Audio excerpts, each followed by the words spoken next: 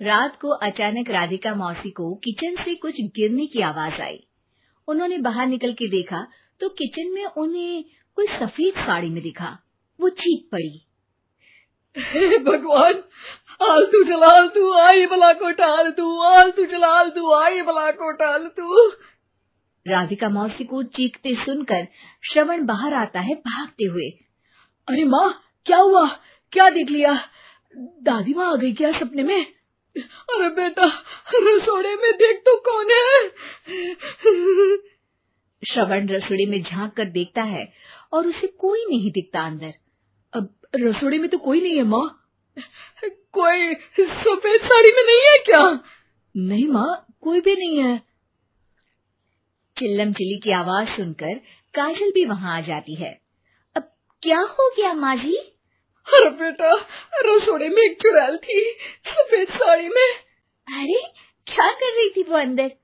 अरे बताया नहीं, कल आएगी ना तो पूछ लूंगी। चुड़ैल जी, आपका क्या प्लान है? माँ जी, रात बहुत हो गई है, आपने कोई बुरा सपना देखा होगा, चलिए सो जाइए। राधिका मौसी सोने तो चली जाती है, पर उनको रात भर नींद ही नहीं आती। वो कुछ भी उलझुल बातें सोचने लगती है। कहीं चुड़ैल की वजह से तो घर में टेंशन नहीं हो रहा, कहीं उसी की वजह से तो वो दादी नहीं बन पा रही। सुबह जब राधिका मौसी रसोड़े में छानबीन करती है तो पाती है कि नींबू का अचार गायब है। चुड़ैल नींबू का अचार ले गई, मुझे तो ठीक नहीं लग रहा कुछ। चुड़ैल को भी पता है कि जिंदगी का असली मजा तो खट्टे में ही है।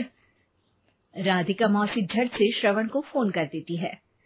बेटा, मुझे समस्या समझ में आ गई है, हमें एक तांत्रिक की जरूरत है। अरे क्या बोल रही हो माँ, तांत्रिक की क्या जरूरत है? आप पूजा पाठ तो कर ही रही हो ना। आलतू जलालतू मंत्र सारे फालतू जैसे कुछ मंत्र पढ़ो, चली जाएगी अपने आप चुड़ैल। अरे नहीं बेटा, कभी चुड़ैल को कम नहीं समझते। अरे तुझे पता भी नहीं चलेगा कि कभी वो छल करके काजल की जगह घर की बहू खुद बन जाएगी। क्या माँ, कुछ भी बोल रही हो? कहाँ काजल और कहाँ चुड़ैल? वैसे एक बात बताओ, काजल को अगर गाने के लिए बोल देना तो चुड़ैल काजल की आवाज सुनकर घर तो क्या धरती लोग छोड़कर चली जाएगी। तुम ना पढ़े लिखे बच्चे हर चीज को मजाक समझते हो। तुम रहने दो, मैं खुद ही तांत्रिक को बुला लेती हूँ। अच्छा सुन, शाम को इमली लेके आना। क्या है कि चटनी खाए बहुत दिन हो गए है ना? नहीं माँ, इमली तांत्रिक से ही मंगवा लो ना, आटा वगैरह भी उसी से पिसवा लेना। देखो मुझे काम करना है। श्रवण रात को कई तरह की सब्जियों के साथ माँ के कहने पे चटनी के लिए इमली भी ले आया था, लेकिन राधिका मौसी के दिमाग में अलग ही फिल्म चल रही थी। उन्हें अब सिर्फ शक ही नहीं यकीन होने लगा था कि शायद चुड़ैल ने श्रवण पर अपना जाल बिछा दिया था, जिस वजह से श्रवण उनकी बात ही नहीं मान रहा था। पर कोई नहीं, आने वाली रात में राधिका मौसी खुद तैयार हो गई चुड़ैल को पकड़ने के लिए। रुद्राक्ष की माला, तुलसी का पत्ता, हनुमान चालीसा सब हाथ के पास ही था, बस चुड़ैल का इंतजार था। और जैसा राधिका मौसी ने सोचा था वैसा ही हुआ। वो चुड़ैल उस रात भी आई, पर वो राधिका मौसी से तेज निकली और राधिका मौसी के उससे पकड़ने के पहले ही वो भाग खड़ी हुई। जरूर बहू पे साया है उस चुड़ैल का, तभी तो श्रवण के कमरे में गई है। और अगली सुबह राधिका मौसी पिछली रात हुए हमले में किन चीजों का नुकसान हुआ उसका हिसाब लगा रही थी। उनके खेमे से एक आम के अचार की शीशी भी गायब हो चुकी थी और वो इमली भी जो कल श्रवण लेकर आया था। राधिका मौसी इस बारे में सोच ही रही थी कि श्रवण जल्दी से रसोड़े में आकर दवाइयों की पोटली ढूंढने लगता है। अरे बेटा, क्या हो गया? अब माँ, वो काजल की तबीयत खराब है, बहुत घबराहट हो रही है उसे। हे भगवान, मैंने पहले ही कहा था कि तांत्रिक को बुला लेते हैं, पर नहीं। अब देखो, उस चुड़ैल ने काजल को अपने वश में करना शुरू भी कर दिया है। हालांकि श्रवण भूतों में विश्वास नहीं करता था, पर अब वो भी डर जाता है और राजी हो जाता है एक तांत्रिक को बुलाने के लिए। कुछ ही घंटों में तांत्रिक आ जाते हैं और राधिका मौसी तांत्रिक जी को सब बता देती है। घोर संकट, घनघोर संकट, चुड़ैल को मारू जोर चाकट, ओम भट स्वाहा खटखा के आहा। अरे ये क्या मंत्र है? मेरे खुद के ओरिजिनल मंत्र है, कल रात को ही लिखे हैं, अच्छे लगे तो दाद चाहूंगा। एक और मंत्र सुनो, अर्ज किया है आब्राकडाब्रा, दिल्ली बम्बई आगरा, चंदा मामा सोवरले सुरन मामू जारा। ये मंत्र है? अरे कोई 40 वालीसा पढ़ो ना।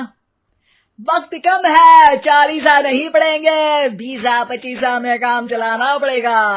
अलग निरंजन जाके लंदन, मुफ्त का मंजान घिस मेरे नंदन।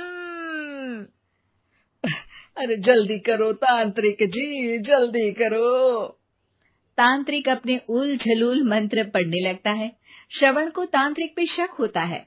वो अपने एक डॉक्टर दोस्त को कॉल कर देता है ताकि कोई अनहोनी हो तो इमरजेंसी में चीजें मैनेज हो जाए।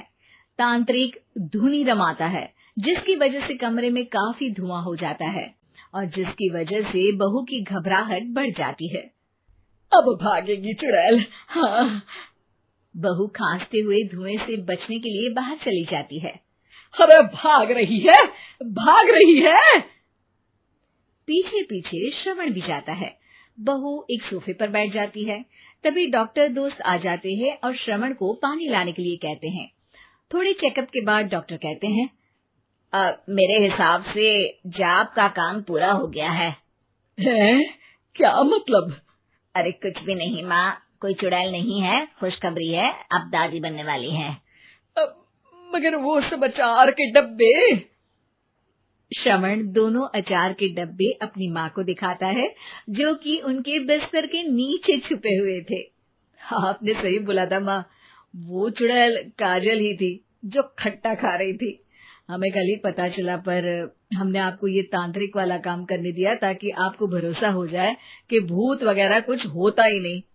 अच्छा अच्छा, ये तो बड़ी खुशी की बात है, पर बेटा मुझे एक झाड़ू तो ला दे।